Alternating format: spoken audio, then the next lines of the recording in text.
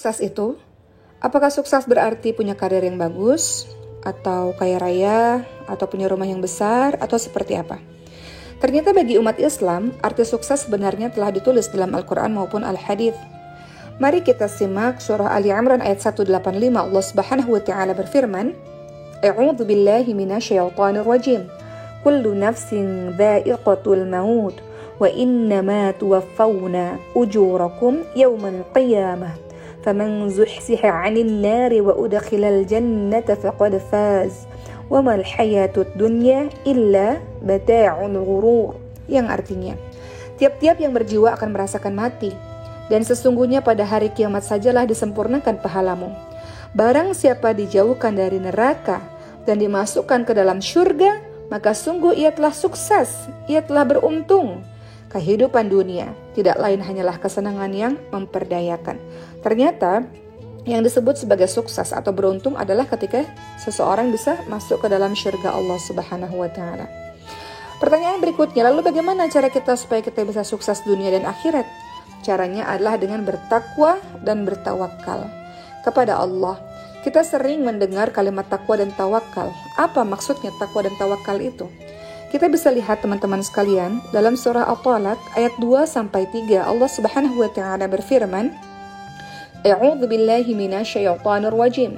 Wa may yattaqillaha yaj'al lahu makhraja wa yarzuqhu min haitsu la yahtasib.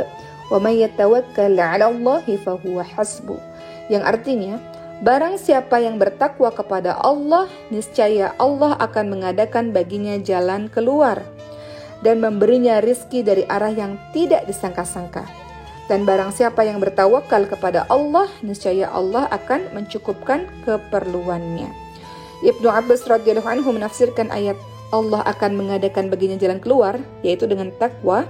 Artinya adalah Allah akan menyelamatkannya dari kesulitan di dunia dan di akhirat. Jadi, takwa adalah menjalankan setiap perintah Allah dan menjauhi setiap larangannya. Salah satu perkataan takwa, ciri-ciri orang bertakwa adalah kita bisa lihat dalam surah Ali Imran 133-135. Allah Subhanahu wa taala berfirman, A'udzu billahi minasyaitonir rajim.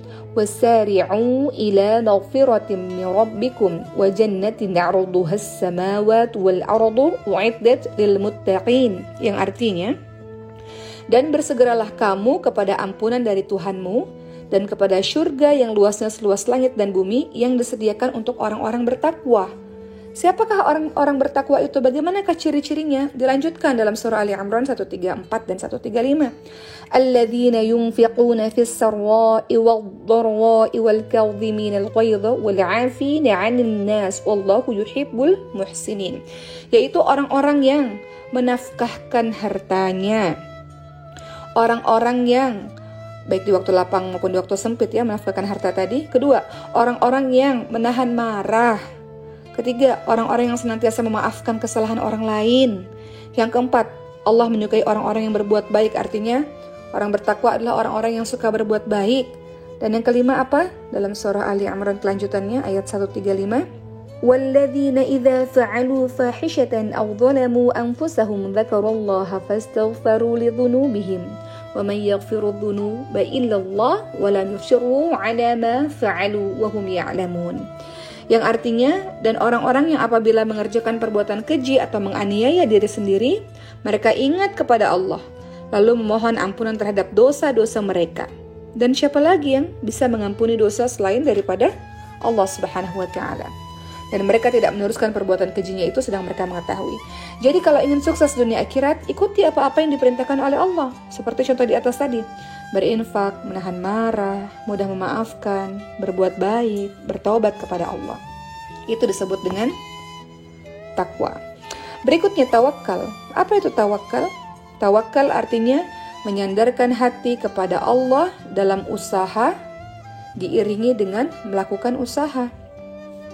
Ibnu Rajab Al-Hambali rahimahullah, beliau mengatakan tawakal itu artinya penyandaran hati kepada Allah, menyerahkan semua urusan kepada Allah, meyakini dengan sebenar-benarnya tidak ada yang memberi, menghalangi, mendatangkan bahaya atau mendatangkan manfaat kecuali Allah semata. Abdullah bin Abbas radhiyallahu anhu menceritakan suatu hari beliau berada di belakang Rasulullah sallallahu alaihi wasallam dan Rasul bersabda, "Nak, aku ajarkan kepadamu beberapa untayan kalimat. Jagalah Allah, niscaya Allah akan menjagamu. Jagalah Allah, niscaya engkau dapati Allah berada di hadapanmu. Jika engkau hendak meminta, mintalah kepada Allah. Dan jika engkau hendak memohon pertolongan, mohonlah kepada Allah. Ketahuilah, seandainya seluruh umat bersatu untuk memberimu suatu keuntungan, maka hal itu tidak akan kamu peroleh selain dari apa yang telah Allah tetapkan untukmu.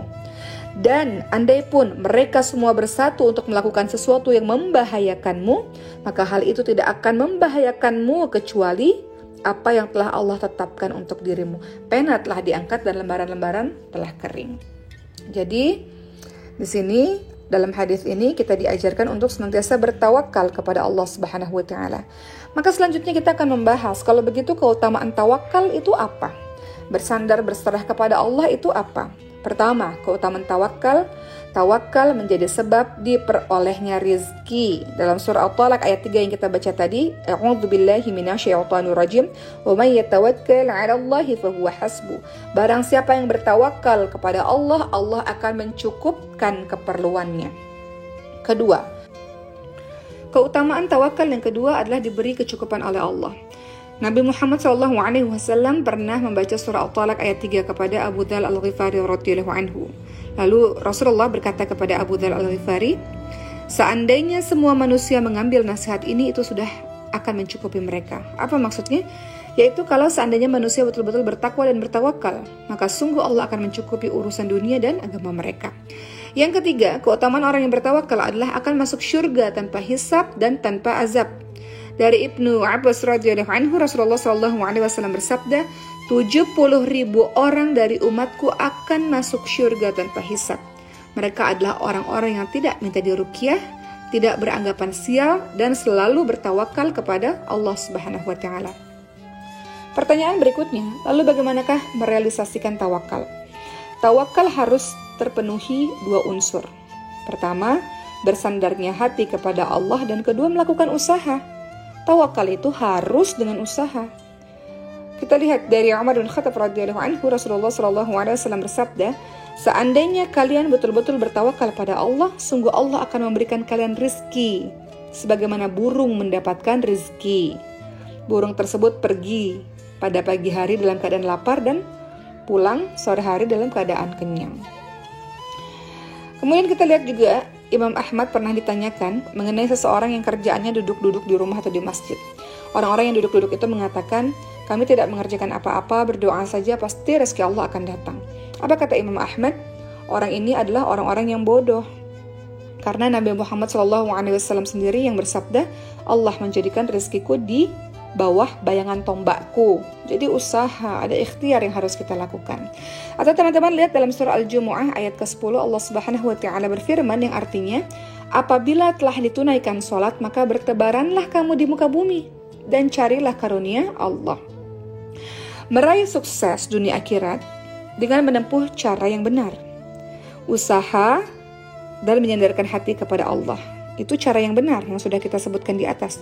Pertama, usaha yang seperti apa? Kalau secara syar'i, benar-benar ditunjukkan dengan dalil Al-Quran atau hadis.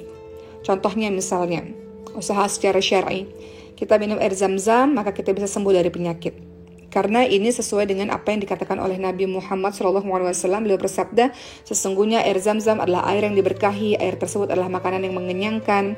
Atau beliau berkata dalam hadis lain, air zam-zam adalah obat dari rasa sakit. Atau dalam riwayat lain beliau mengatakan khasiat dari air zam-zam adalah sesuai dengan orang yang meminumnya, sesuai keinginan orang yang meminumnya. Itu secara syar'i, usaha yang kita lakukan. Secara qadari, secara sunatullah, berdasarkan pengalaman dan penelitian ilmiah, terbukti sebagai sebab memperoleh hasil. Misalnya, ketika seseorang melakukan usaha, ada cara yang halal, ada pula cara yang haram. Ini yang tidak boleh kita lakukan, yang haram ini. Contoh, dengan usaha ya, dengan kita belajar giat, maka kita akan menempuh ujian dengan baik dan nilai yang baik. Itu sebab qadari yang dihalalkan. Kemudian yang diharamkan, kita menjalani ujian tapi kita dengan menyontek misalnya. Nah, ini adalah satu bentuk penipuan. Kata Rasul apa? Barang siapa yang menipu maka dia tidak termasuk golonganku. Atau contohnya lagi, usaha. Ini usaha harus usaha yang betul. Kalau usaha yang salah ya berarti tidak bertawakal namanya. Misal lagi contoh usaha yang buruk, memperoleh harta dengan cara korupsi. Nah, itu tentu cara yang buruk. Rasulullah ingatkan, siapa saja yang kami pekerjakan lalu telah kami beri gaji, maka semua harta yang dia dapatkan dari luar gajinya tersebut adalah harta yang berstatus ghulul, ya, atau contohnya misalnya korupsi. Jadi bertawakal harus berusaha. Usahanya yang apa? Usahanya harus sesuai dengan aturan Allah dan Rasulnya. Usaha yang betul, bukan usaha yang membawa kemudaratan atau kemarahan Allah. Yang kedua adalah menyandarkan hati kepada Allah Subhanahu wa taala. Nabi Muhammad SAW ingatkan, barang siapa yang menggantungkan diri pada sesuatu, niscaya Allah akan menjadikan dia selalu bergantung pada barang tersebut. Artinya kalau kita bergantung pada selain Allah, maka Allah pun akan berlepas diri darinya dan membuat hatinya tergantung pada selain Allah. Kemudian merealisasikan tawakal yang ketiga adalah meyakini takdir Allah. Bahwa kita tahu Allah telah mencatat takdir setiap makhluk sebelum 50.000 tahun sebelum penciptaan langit dan bumi. Kita simak perkataan dari Ibnul Qayyim rahimahullah. Beliau mengatakan, landasan setiap kebaikan adalah jika engkau tahu bahwa setiap yang Allah kehendaki pasti terjadi, dan setiap yang tidak Allah kehendaki pasti tidak akan terjadi. Jadi lakukan tawakal yang benar, karena tawakal yang keliru juga banyak. Kita sudah tahu bersama-sama beberapa di antara tawakal yang keliru adalah menyandarkan hati pada Allah namun tidak melakukan usaha. Itu tidak bisa disebut sebagai tawakal.